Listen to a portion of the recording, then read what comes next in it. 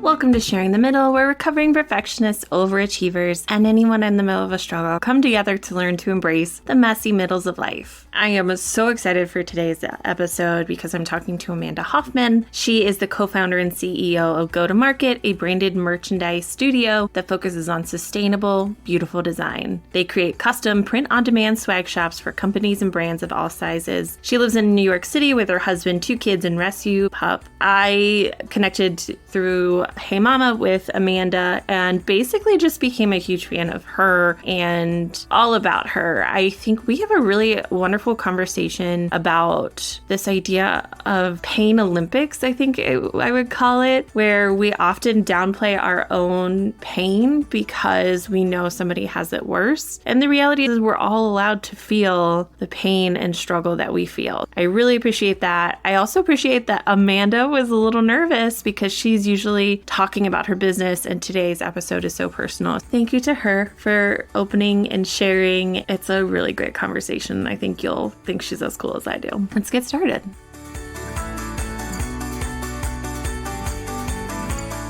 Welcome, Amanda. I am so excited to talk to you for Sharing the Middle because you and I connected a few months ago, and you're someone that I'm like, oh, she's my friend, even though we've really only talked that one time. But I'm really excited to have you because, one, I think your business is really cool, and we're really not going to talk about your business, but I think it's really cool. And 2, you and I just had a really nice long chat before even hitting record. And I'm like, oh my gosh, I can't wait to hear what you have to say of just thoughtful things. So why don't you introduce yourself to our listeners? Hi, I'm Amanda. I'm so excited to be here. And I've been looking forward to this conversation. I was telling Lacey that I feel really good and confident and awesome when I'm talking about my business. And I'm not here to talk about my business. And so I'm like, I have like a little bit of the scaries, but they're the good scaries where it's like, okay, we're going to come to the other side of this and it's going to be really fun and exciting. But by way of introduction, I live in New York City with my husband and my dog and my 2 kids. I have a branded merchandise company and we run things differently from normal merchandise because we do things really sustainably and we try to make beautiful items that people want to keep in the long run that reflect a brand in a really authentic and beautiful way. So I'll leave that there. I am curious. I don't know if we talked about this. What part of New York City do you live in? I'm in Upper Manhattan. Yeah. One of my really good friends lived in Brooklyn, and I fell in love with New York when I would visit her. And so just every time I'm just like, what part are you in? Okay, I can picture it and all that stuff. So fun place to live. Very exciting, very busy, very loud. Yeah. And it's also funny because it's just such a world away. Like I live in the Midwest in a very mid-sized town and in the suburbs. So I feel like it's also good to see how even being farther away and that kind of stuff, how much we have in common, I think is pretty cool. Yeah, it's amazing. I love meeting people from all over the country and finding all the commonalities because we're all just people at the end of the day. What did you think of when you first heard the concept of the middle, or what does the middle mean to you? Because everybody has their own visceral, this is what it is for me. To me, it's just like massive discomfort. It's the place I don't want to be.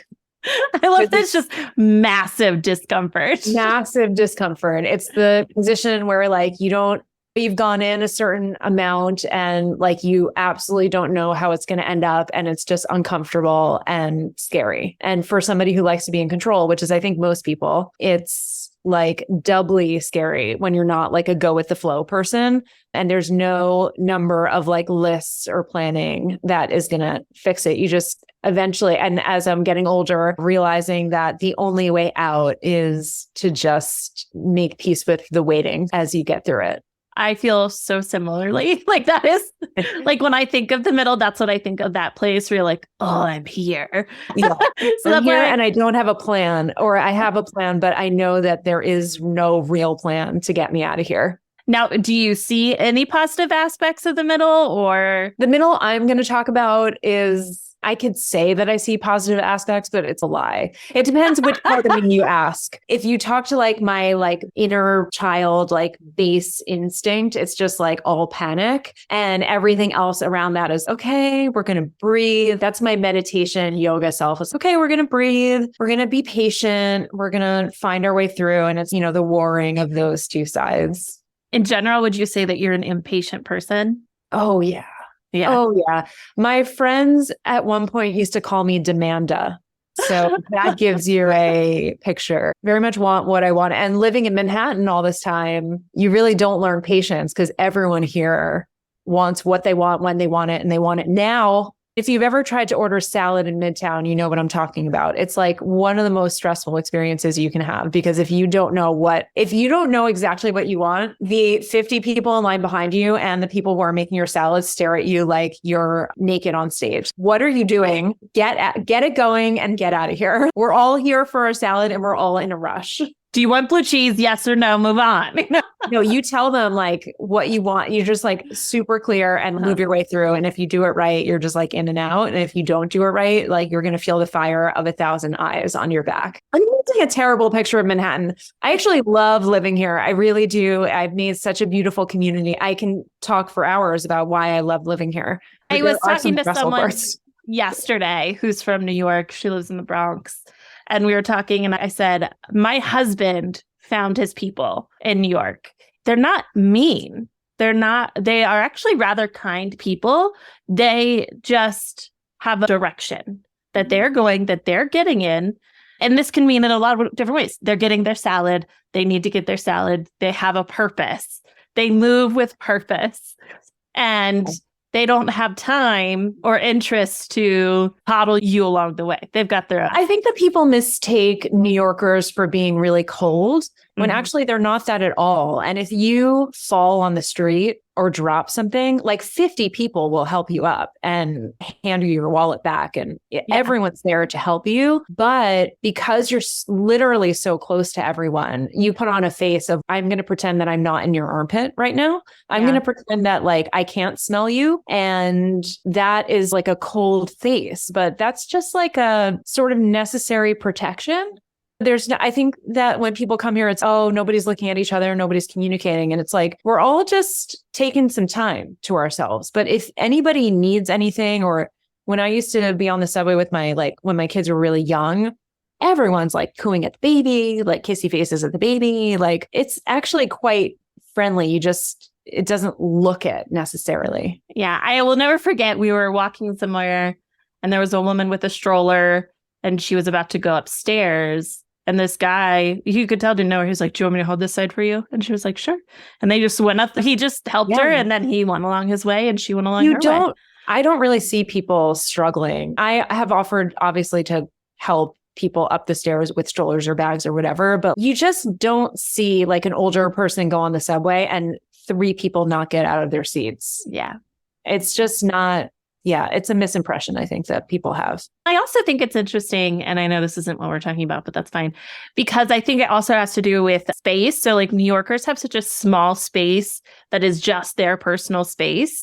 So it makes sense to me that when you go out, a lot of the city is still in what you would consider your personal space. Yes. Whereas for me in the Midwest, once you have enough space that once you leave your house, you put on a little bit more of a show because there's a much bigger separation between the two than I think as well. And so just the physicalness of it makes so much more And you're sense. commuting in your car where you like have all your space. Like we're commuting sometimes. Like my least favorite thing is when I feel someone's hair on my body. Like that is the thing that I'm like, I could tolerate an armpit.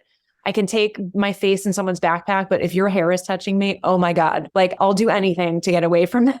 And I'm painting a bad picture, but I really do love it here. I promise. I've lived here for a long time. I went to college here and I've been here ever since. I also, going back to your middle stuff, I know that you worked in event planning previously. And I feel like event planners hate the middle because they are in control in the beginning, right? You can control all your prep, you can control all of that. And it's in the middle where things go wrong. And that's interesting because like in my work, I've always felt very confident.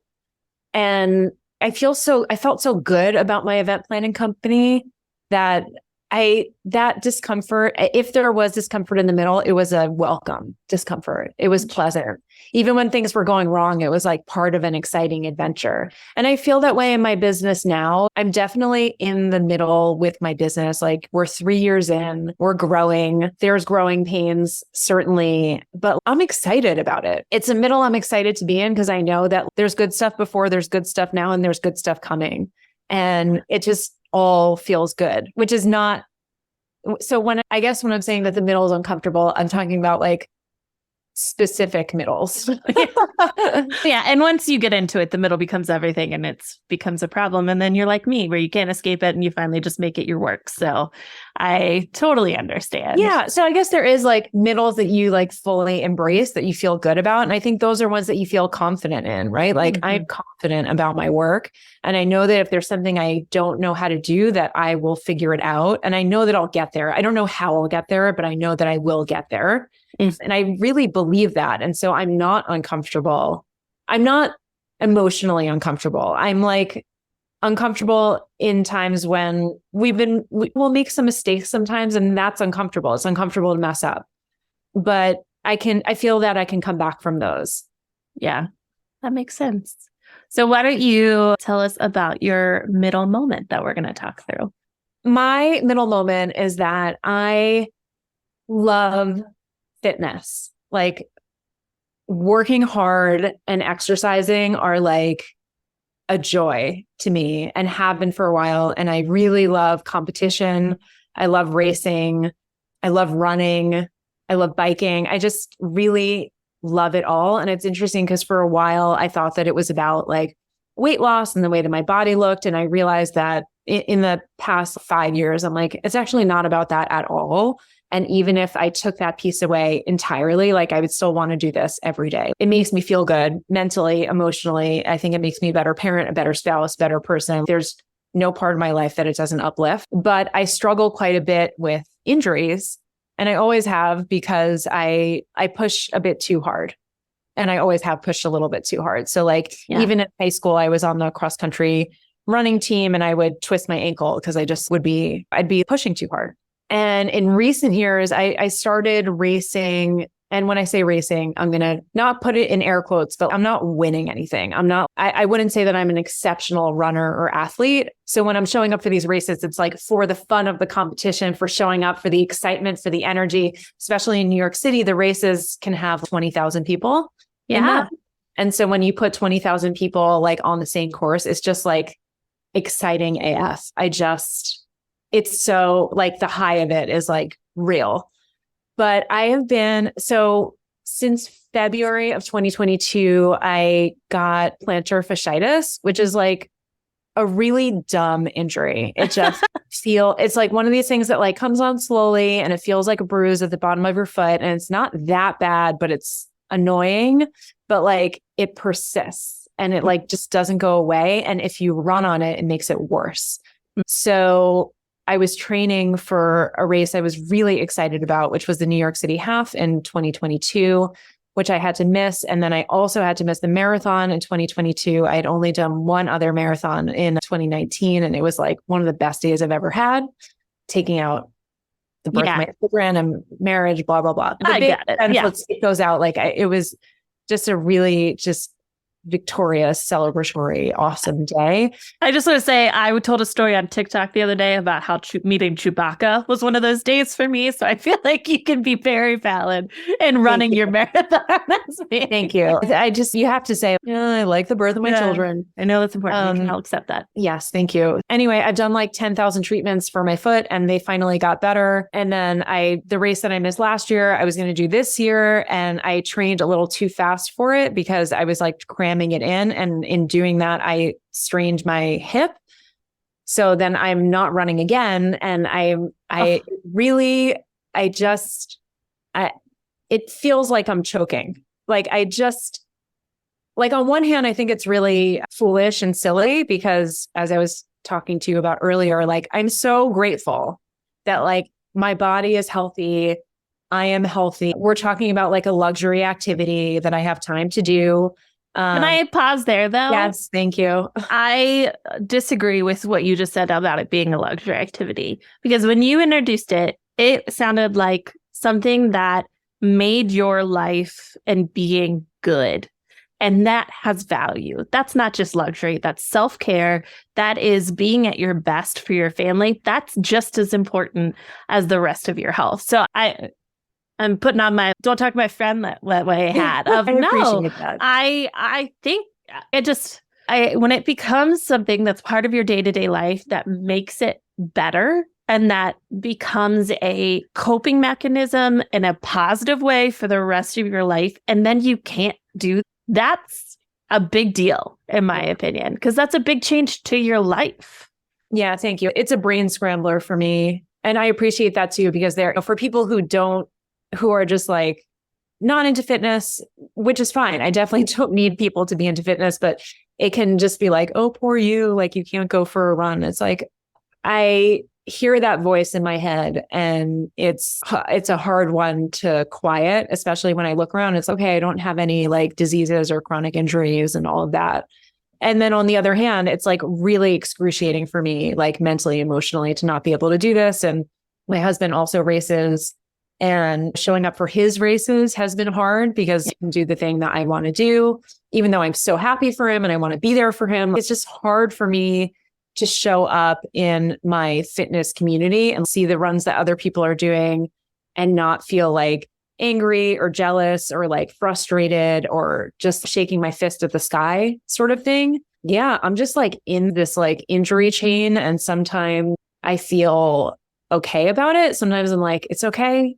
I can be grateful about the other things. I'm finding other ways to be fit. There's all this other stuff that I can do.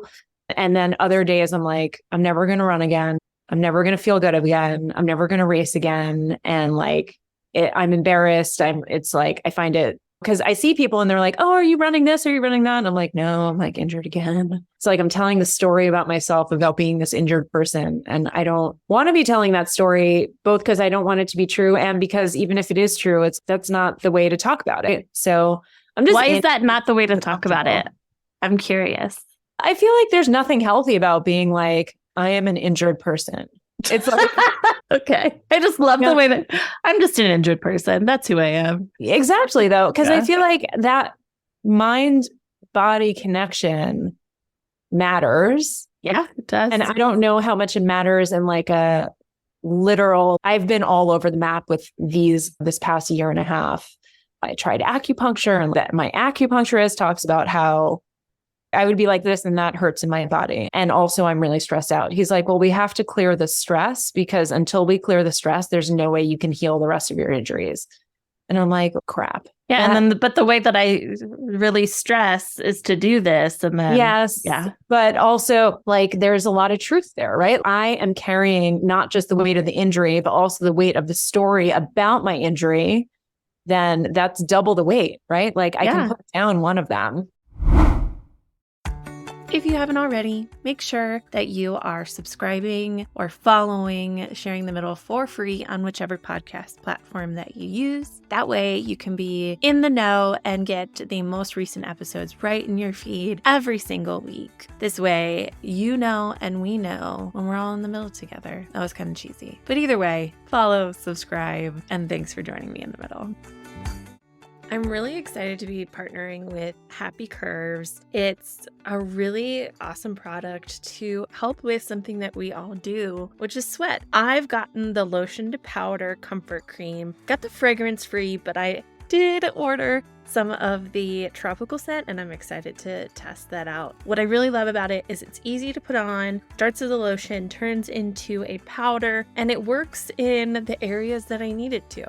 I'm a busty lady. That's not a secret. And with bust, there's sweat. It's been a really great thing, not only during the summer, but as someone with a chronic illness that tends to make me sweat, I deeply appreciate it. The other thing that I love about Happy Curves specifically is it's intended to be inclusive of all people, whoever you are, because again, we all sweat and we all can deal with it how we want to. I like it because of the comfort. No one's really around me to smell me. Joe is, but never mind. This is getting too long. Enjoy. 15% off going to myhappycurves.com/Lacey15 or with my code Lacey15. That's LACEY15. I hear two things. One of the things that I talk about with the middle is that I struggle with this idea of moderation, that there's like a just right amount. And I often am the person that does too much. I'm too loud. And so when you were talking about, I re-injured myself by pushing myself too hard, I'm like, oh, I totally get that. And then there's becomes this track in your mind of this was my fault. If I just wouldn't have done this. And then it becomes this story we tell ourselves that we're injured and then we beat ourselves up for being injured. And it just becomes a cycle. Totally.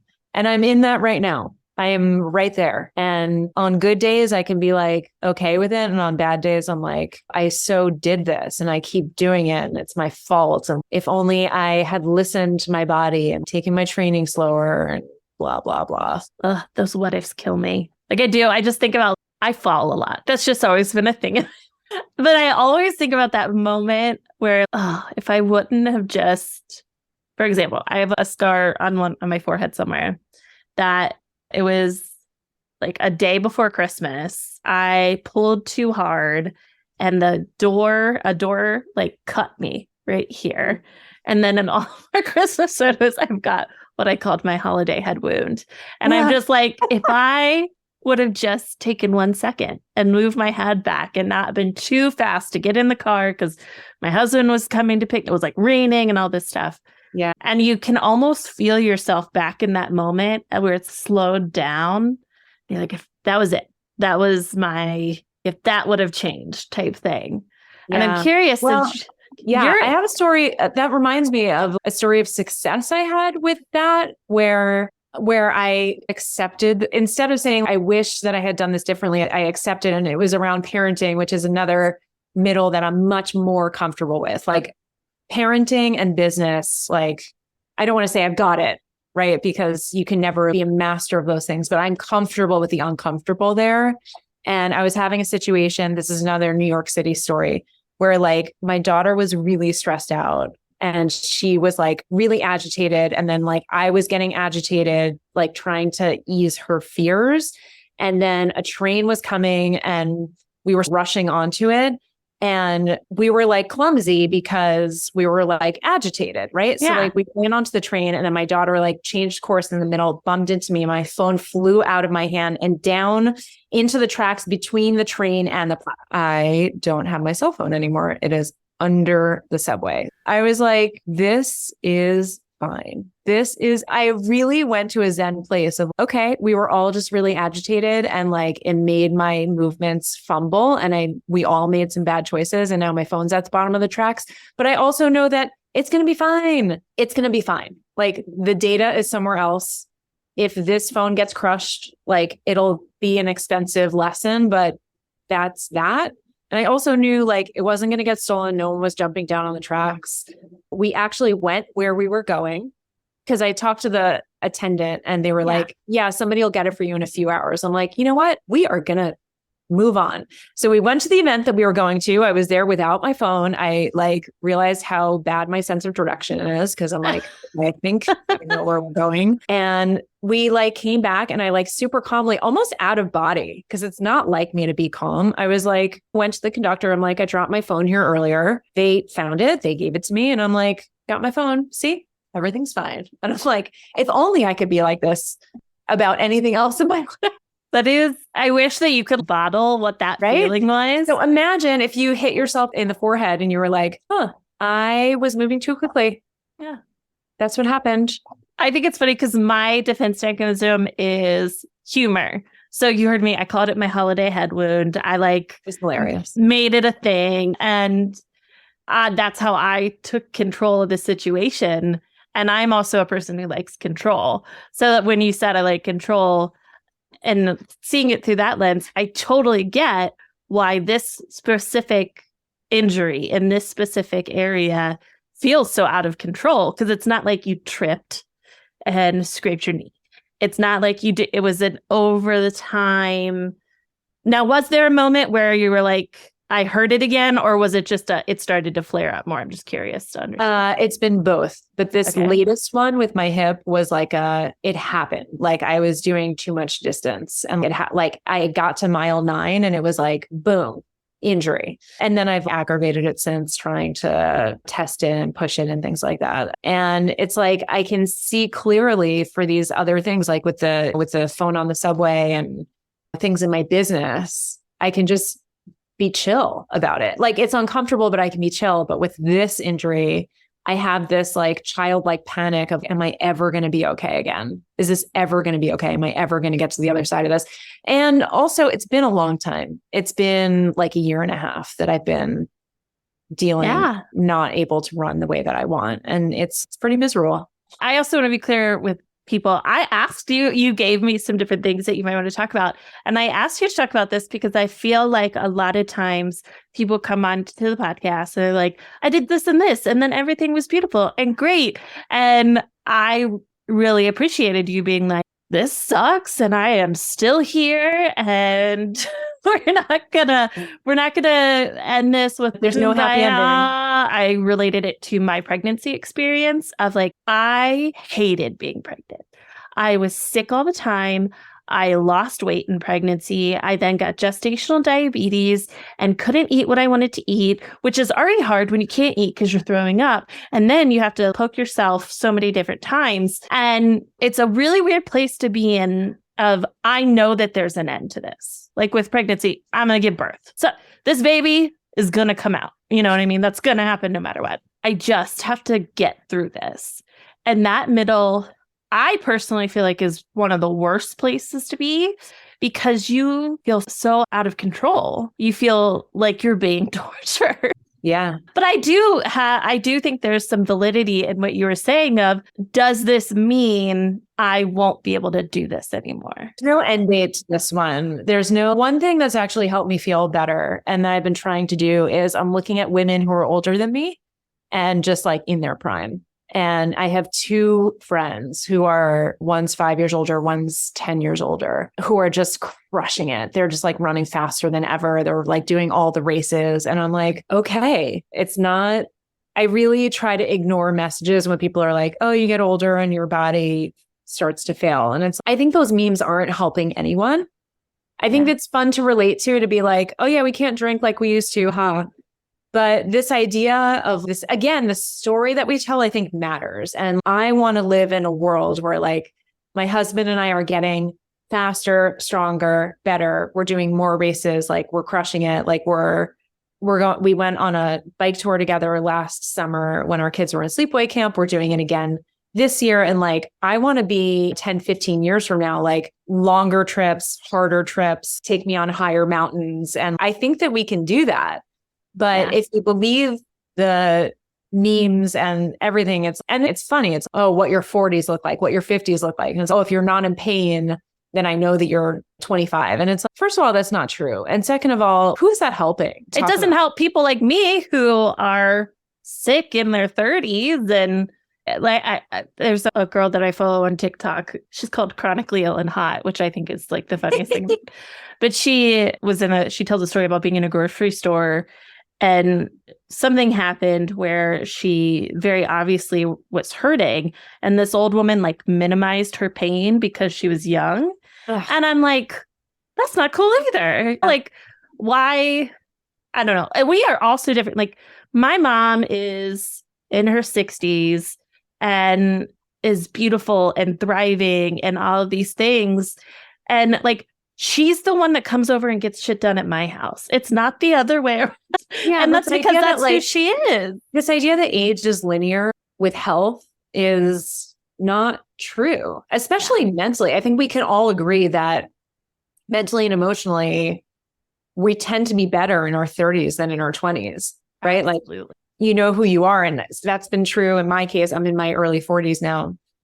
And I feel like I said, I feel really strong in business. I feel really strong in parenting. I have a very good relationship with my husband. And I'm so grateful. And that's because I've done a lot of work in the past 10 years plus to figure out my emotional, personal weaknesses and address them. And even though that's uncomfortable, that's another middle that I went through that I was like, I feel okay about this. It's just this, I wish this fitness one wasn't so hard for me.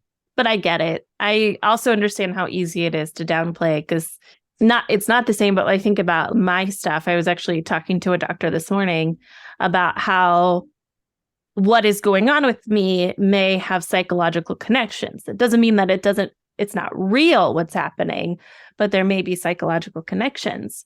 And it's so hard for me to hear that Because it's Right. so hard for me to hear that and not be like, oh, so it's in my I could head. have stopped it. I could have stopped it. You know what I mean? And no, it has nothing to do with any of that. And so it's all messy and hard. It's so messy.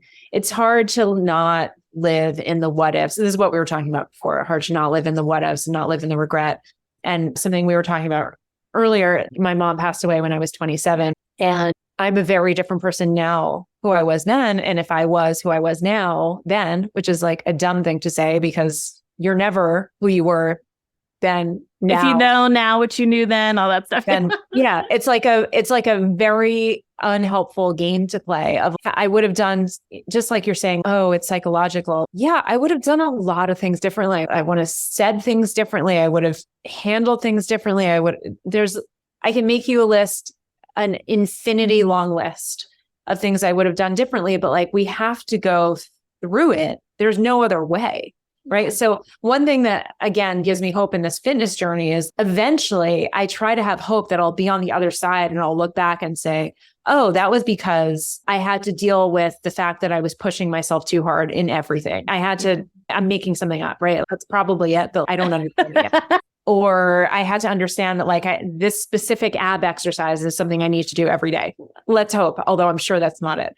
I think we can all be helped by not telling these stories of injuries and not telling these stories of us being like chronically wrong. Yeah. And also not going back and being like, if I knew then what I know now. And it's like, but you don't. Yeah. So don't. Yeah. Maybe try to reframe that. I'm going to put my Sarah Kelly hat on because she always helps me with this let me reframe that. Maybe it's now I know what I need to know for the future. Maybe try to reframe that. Yeah, totally. I know I can go forward healthy. And for me, having these role models of these women who are just like older than me and crushing it gives me hope that this is a middle and that there will be a time when I'm not here. Yeah. Thank you for sharing your difficult middle and that you're still in it. Like I said, we don't talk about that as much as I think we should. So, well, it's not pretty and it's not tidy. It's not. And it's also, and it's messy because like people want to hear the story, right? They want the beginning, middle, and end. So how do you tell a story when you don't know the end? This is why your podcast works, right? Because we all need to know, like, I think that a disease of our time is that we look at Instagram and we're like, everyone's at their end. Everyone's figured it out. Look how pretty they are. Or look how I hate the people who are like, here's how I got 6,000 followers in 6 days. And it's like, shut up. Ugh. Like, it's not if you follow this exact formula, you'll scale your business to 6 figures. And it's like, I made X $100 in X days is just like an immediate unfollow. Don't show me these lies because that's not it. So I think what you're doing is really valuable. To no influencer is, I did this and it didn't work. Or if they do, it's, I did this and it didn't work. And here's how I turned it around and I'm going to teach you how to do this other thing. I think the work you're doing is really valuable for all of us to hear. What would your piece of advice be that either you need to hear or that you really lived by for your life thus far? I think it's, what I was saying before about like really not living in the, what if I had done this differently? Because I think it's just this like self-flagellation that you think is helpful. It's like when you go in your brain and you run through a worst case scenario of something, it really doesn't prepare you at all for the thing that you're worried about. It actually just exacerbates your worry. So to go back and be like, if only I didn't push myself, if only I had paid attention to this pain, if only I had done this or that it's a really damaging thing to do. And so I'm telling that to myself now, because of course I do that. I find myself in that I catch myself every now and then. And I would love for all of us to just stop. I agree. Where can people find you? I want to say that you are one of my favorite people to follow on social media because we talk about merch and swag and everything you say is so true. I'll never forget the pen thing that you said, or was it or the stress ball? I get really heated about pens. Don't get me started on pens. You're right about like sustainability. Like, why are we producing hundreds of these things that no one actually wants?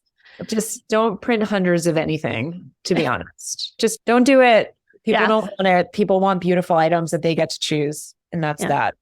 Find me on Instagram. I'm Go To Market Studio. And you can find me on LinkedIn, also Go To Market Studio or Go To Market, or you can find me by my name. Just note that Hoffman has one F. It's a little gift from my husband. Hoffman with one F. When we got married, I'm like, my maiden name is Goldfine. And I was like, can we just take the F from Goldfine and make it Hoffman with two Fs? And that didn't go over. What else? Yeah, that's how to reach me. If you DM me at Go To Market Studio, I will respond. I would love to talk to anybody who like has fitness injury stuff and we can try to help each other through it. Or I don't know if there's any advice I can give. I'm happy to talk to people. Awesome. Thank you for joining me today. I've really enjoyed our conversation. Me too. Thanks for sharing the middle with me. As always, I hope you've been able to see a little bit of yourself in the story we shared today. Don't forget to follow, share, rate, review, and follow me on social media at Lacey Shares. You can always check out the Joyful Support Movement at joyfulsupportmovement.com and see all of the amazing goodness we have there, like No Shame in the Home Game, Pops of Joy, courses, resources, and of course, the Joyful Support Village. All right, now go out there and spread some joy.